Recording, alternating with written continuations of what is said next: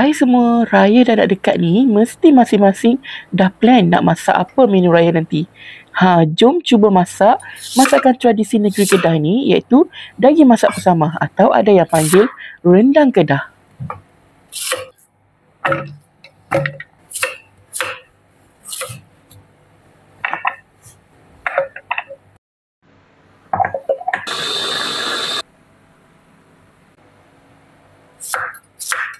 Cara masak bersama ni lain sikit dari masak rendang biasa.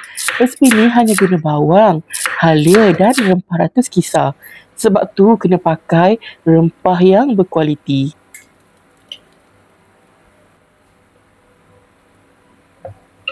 Untuk resipi ni selalunya kita pakai rempah kari daging. Tapi kek ni lagi suka pakai rempah gulai dan rempah masak dari Cap Bunga Ros.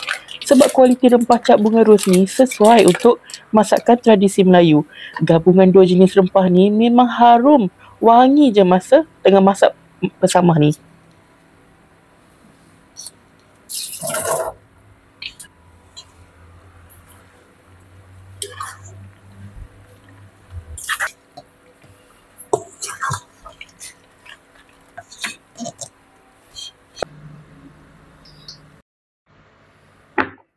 Cara nak masak daging bersama ni tak adalah susah sangat.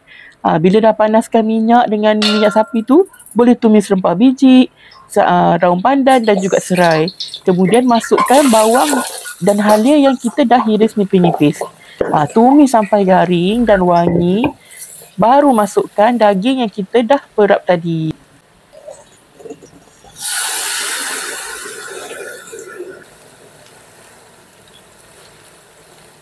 Masukkan gula Melaka, dia ada rasa manis-manis sikit, garam secukupnya. Lepas tu masak sampailah daging ni betul-betul lembut. Dan kita masukkan santan, asam jawa. Lepas tu masak lagi sampailah betul daging tu empuk betul, baru kita masukkan kerisik.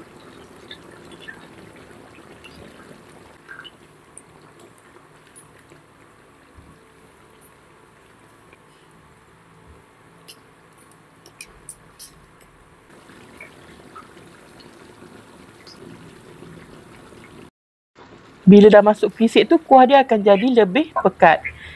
Bila dah pekat tu, dah siaplah kita punya pesamah daging. Last kali tu kita tabur minyak sapi supaya lebih harum dia punya bau. Pesamah ni sedap dimakan bersama ketupat, lemang, nasi minyak atau nasi tomato, nasi biryani. Memang sesuai sangat. Korang cubalah masak pesamah daging ni. Guna rempah Cap Bunga Ros. Mesti lagi sedap.